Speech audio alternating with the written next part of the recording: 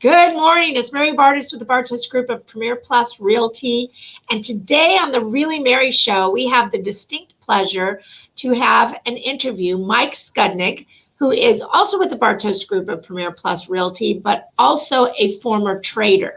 Now, today's topic is stock market versus real estate, or how does that whole thing blend together? And Mike, before we get started on that, you got to give me your best Really Mary. Really, Mary? I love it. Awesome. So, Mike, there's a lot of moving parts right now in the financial world, and we're seeing a lot of things happening. But we'd love to hear your perspective on what you're seeing and how that relates to real estate investments or second home or your first home here in Southwest Florida. Well, on the investment front, on the pure real estate investment front, I basically invest in a lot of rentals, condominiums, apartment buildings, and get a very good return, anywhere from say 6 to 15%, which is much better than like the 10-year Treasury note, which is at around 0.7%. Now that's a pure investment, and I'm doing anywhere from another 10 points better than that. There's no risk on your 0.7 really, because it's a U.S. Treasury bond. There is a little bit of risk in the rental property market, but like Warren Buffett would say, I really don't care what the value of my farm is today. I care about how much corn it's going to produce every year. Oh, I love that. And I'm the same way about that. My apartment buildings can go up and down. My condos can go up and down. But as long as I'm getting my rent every month in the mailbox, my mailbox money every month, that's what I look for. And as a pure investment play, you could compare that to the stock market. And if you look at the stock market over time, it goes up.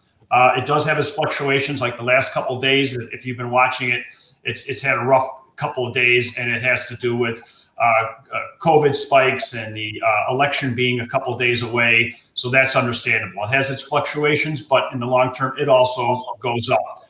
I feel better with my money in income real estate than I do in the stock market or U.S. Treasury notes or bonds. Dirt's where it's at, baby. So let's talk about that, as we, move from an investor's standpoint, which, to our investors out there, we love to work with you. Mike is an expert. So, working with someone that is an expert in that area is always great. What about for our second home or first time home buyers, Mike, as it relates to, what you're seeing in the stock market, interest rates, and treasury bonds? First-time home buyers, this is a great opportunity. I'm working with a first-time home buyer right now. He's in an apartment with his daughter, and they're paying, I think, $1,700 a month. I'm getting him into a bigger condo than the apartment that they're in, and it's going to be around $1,600 a month. So it's not a big difference. That $100 differential is not that big, but he's going from paying a landlord like me for the rest of his life to actually building equity and owning a property, which is much better off for someone like that.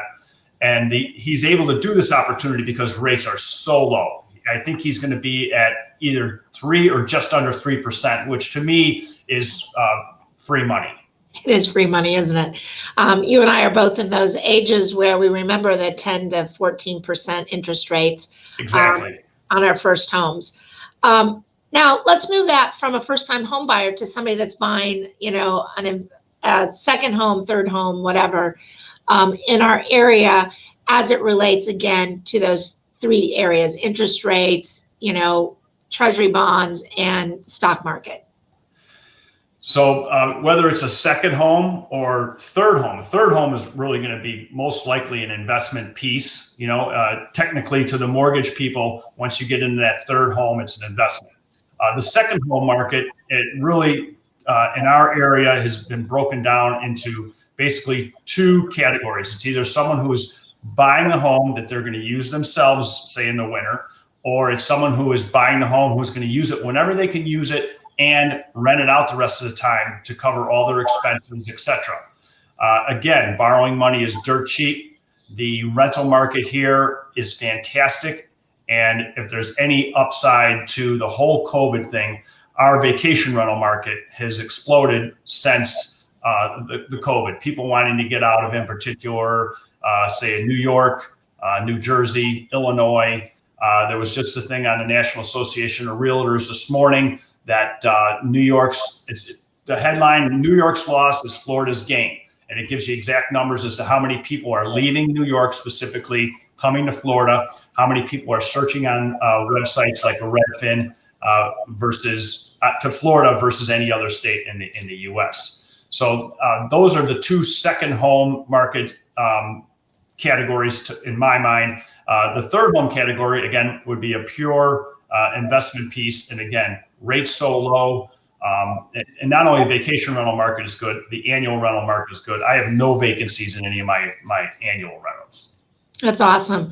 You know, Mike, you bring up a good point with folks wanting to get back to open air. You know, isn't that what it's about? Because as we move this time of year where this we're recording this is the week before the election.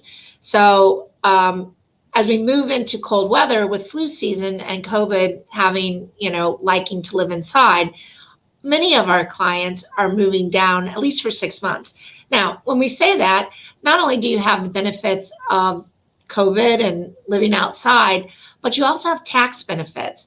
I know in a few weeks, we're going to talk with our tax advisor. That show will air, and just talking about the benefits of income tax and property tax in our area. Mike, you want to weigh in on that? Obviously, the high tax states and they're going to have to raise taxes more. They just shut down Cook County, which is basically Chicago, and most of Illinois has been re-shut down. Now, they get every penny, for the most part, is from individual homeowners and businesses. And if you shut down all those businesses and just raise taxes on the homeowners, people are just gonna exit, and they're already doing it. But depending on what income level you're at or how you're deriving that income, moving to a state that has zero income tax is a huge deal. It makes your affordability greater. With no income tax, no state income tax. We also have much lower property taxes in general. So if you can shift your income to a state like Florida versus in Illinois, New Jersey, New York, something like that, that's very high tax, it's going to just change your whole income lifestyle. Absolutely. Well, there's so much more on this topic we could go to. We'll have to have Mike on another episode as all of this unfolds. But again, I'm Mary Bartos with the Bartos Group of Premier Plus Realty, and thank you for watching this episode of Really Mary.